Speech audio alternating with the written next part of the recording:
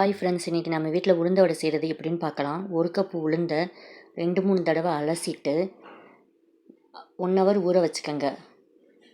இந்த அளவுக்கு ஊறினதுக்கப்புறம் ஒரு ஜாரில் ட்ரான்ஸ்ஃபர் பண்ணிவிட்டு தண்ணியே இல்லாமல் அடிச்சுக்கோங்க.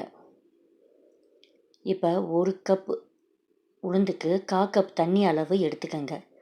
நம்ம அந்த அளவுக்கு மட்டும் தண்ணியை ஊற்றி அடிக்கணும். ரொம்ப தண்ணி ஊற்றிடக்கூடாது. இப்போ இன்னும் கொஞ்சம் தண்ணி சேர்த்துட்டு திரும்பவும் அரைச்சிக்கிறோம்.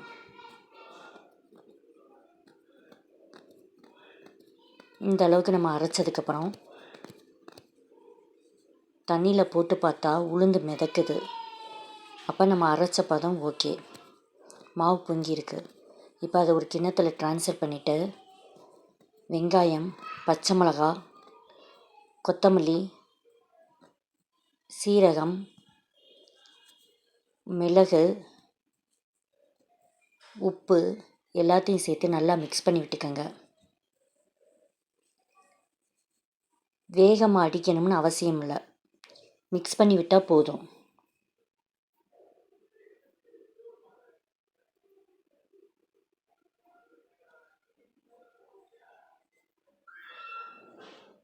இப்போ ஒரு பக்கத்தில் ஒரு கிண்ணத்தில் தண்ணியை வச்சுட்டு கையை நனைச்சிட்டு இந்த உளுந்து அள்ளி லைட்டாக உருட்டிட்டு ஒரு ஓட்டை போட்டுட்டு இப்படி போட்டால் போதும்.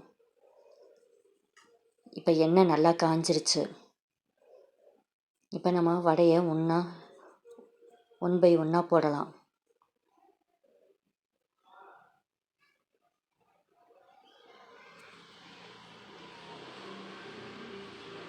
இப்போ ஒரு பக்கம் வெந்த உடனே மறுபக்கம் திருப்பி விடுங்க. இப்போ நல்லா வெந்துருச்சு ஃப்ரெண்ட்ஸ். இப்போ உளுந்த வடையை எடுத்துடலாம். இதை வீட்டில் ஒரு நாளைக்கு ட்ரை பண்ணி பாருங்கள் ஃப்ரெண்ட்ஸ்.